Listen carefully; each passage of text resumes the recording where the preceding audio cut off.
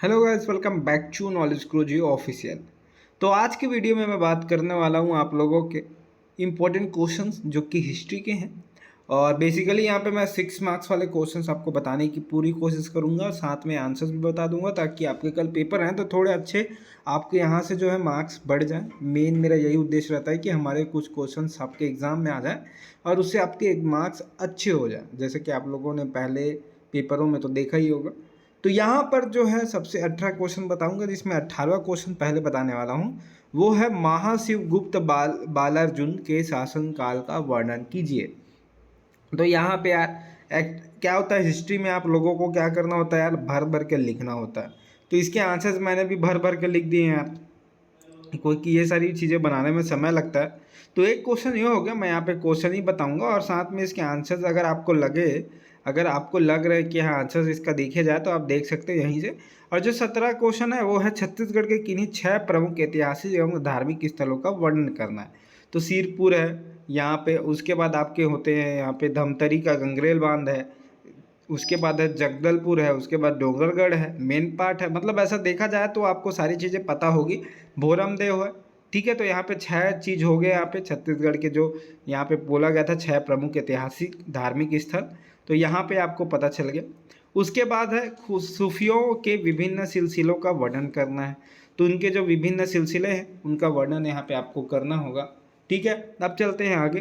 तो उसके बाद हम आएंगे आपके 15 क्वेश्चन में, जो कि है भक्ति संप्रदाय के मूलभूत सिद्धांतों का वर्णन कीजिए। तो भक्ति आंदोलन क्या है, दक्षिण भारत में शुरू हुआ था यह, और व्यापक रूप से भारत के अधिकांश हिस्सों में फैल गया था। यह एक अविराल धारा थी। व्यवस्था में सामंजस्य और विद्रोह दोनों की इस धारा की विशेषता थी।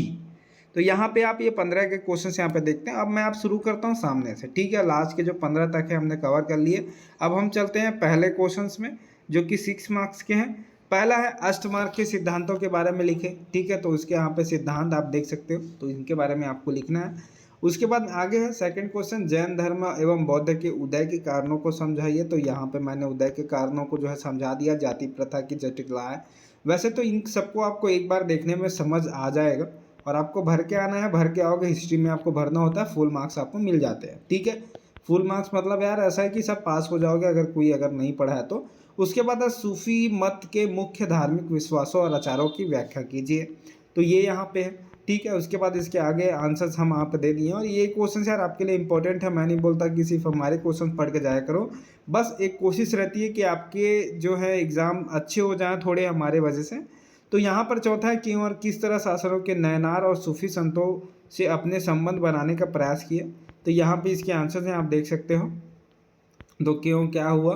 उसके बाद है पांचवा, चीनी यात्री हैंगसोंग के छत्तीसगढ़ की यात्रा वृतांत का वर्णन कीजिए। यहाँ पे आपने वर्णन करा है। उसके बाद है छत्तीसगढ़ के नामकरण के संबंध में प्रचलित विभिन्न मतों का उल्लेख कीजिए, ठीक है। उसके बाद हम आगे चलते हैं, जहाँ पे आप देखा जाए तो अब आगे बात करते हैं बौद्ध मत का बहुत कम समय प्रसार हुआ, इसके क्या कारण थे समझाइए। तो यहाँ पे आपको समझाना है क्या हुआ था। तो ये इसके आंसर है यहाँ पे। उसके बाद आप पौराणिक हिंदू धर्म के उदय, उनके स्वरूप तथा प्रमुख संप्रदायों का वर्णन कीजिए। तो यहाँ पे जो है वर्णन हिंदू धर्म का स्वरूप, हिंदू धर्म के स्वरूप का वर्णन यहाँ पे इस प्रकार किया गया है कि ईश्वर एक है, सृजन पोषण और विनाश, देवी पूजा, वेदों का अविश्वास, वेदों में अविश्वास, जाति पांति में अविश्वास। उसके बाद श्राद्धांग।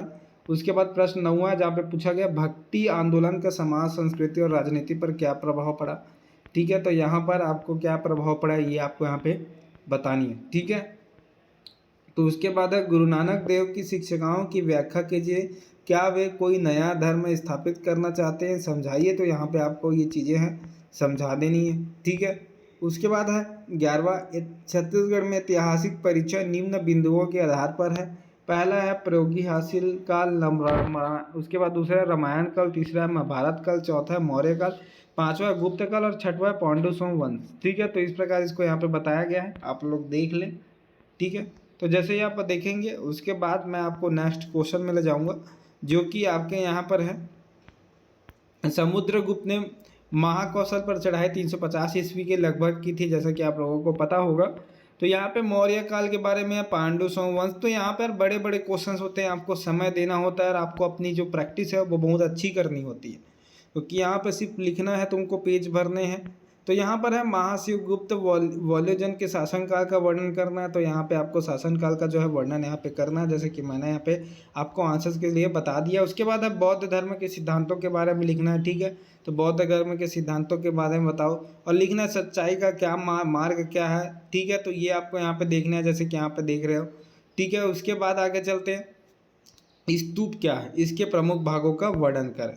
तो स्तूप क्या है भाई, एक संस्कृत शब्द है। शुरू में स्तूप भूमि के अर्ध गोलाकार टीले हैं, धीरे धीरे इनकी संरचना ज़्यादा जटिल हो गई है, जिसमें कई चौकोर और गोल आकारों का संतुलन बनाया गया है। तो इस प्रकार की चीज़ें हैं। उसके बाद हम आगे चलते हैं, जो कि 15 है, भक्ति संप्रदाय के मूलभूत सिद्धांतों का वर्णन कीजिए।